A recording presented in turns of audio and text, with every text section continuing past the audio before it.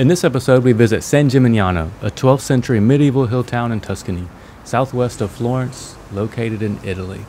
We're going to discuss where to stay, how to avoid crowds, things to see, and where to eat.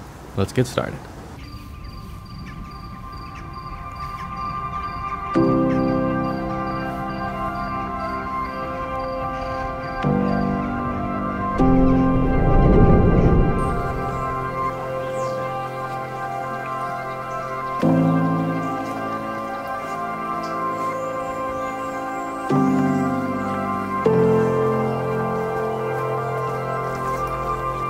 This is a beautiful medieval town. It's 13th century, and how often do you really get to stay in a place this old? We recommend to get an Airbnb within the city walls. It's no surprise that this place has been found. It's popular. So it's got a lot of tourist traffic during the day, a lot of mass tourism. And that's exactly why we recommend staying instead of making it a day trip.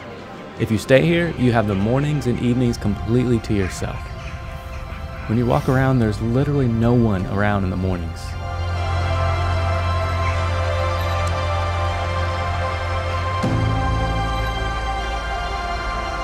You can go check out some of the sunrise views. There's panoramic vistas everywhere. It's awesome.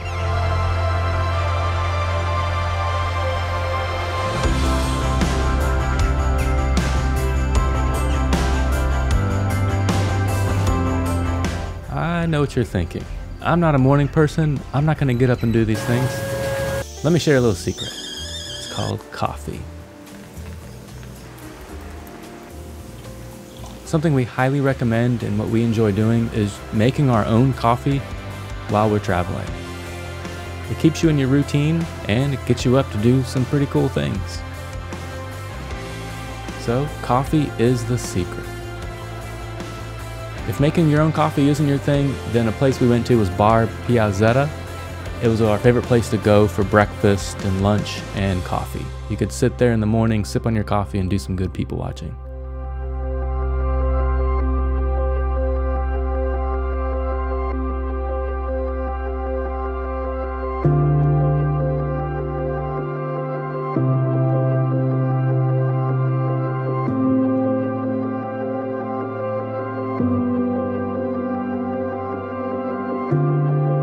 There was this magnificent lookout point on top of the highest point of the surrounding wall. If you go at sunrise, the view is just absolutely incredible. We'll put the exact location on the website.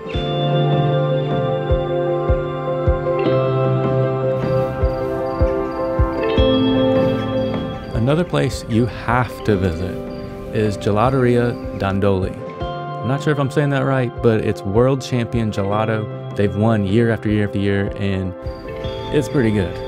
The best happy hour spot that we visited every single evening was Divinorum Wine Bar. It has several seats outside with beautiful views. So grab a glass of wine and sit and enjoy the view, and the breadstick things they give you are pretty amazing. After a little happy hour, just go check out the town square and hang out. You'll see the locals sitting around and people watching and doing their thing. That's when all the tourists leave, and then you get some authentic experiences. Our favorite place to go get dinner was Ristorante Peruca. It was our favorite trattoria, and it was family owned, and they were such a lovely family. Go see them, enjoy the food. Pretty much everything on the menu is delicious.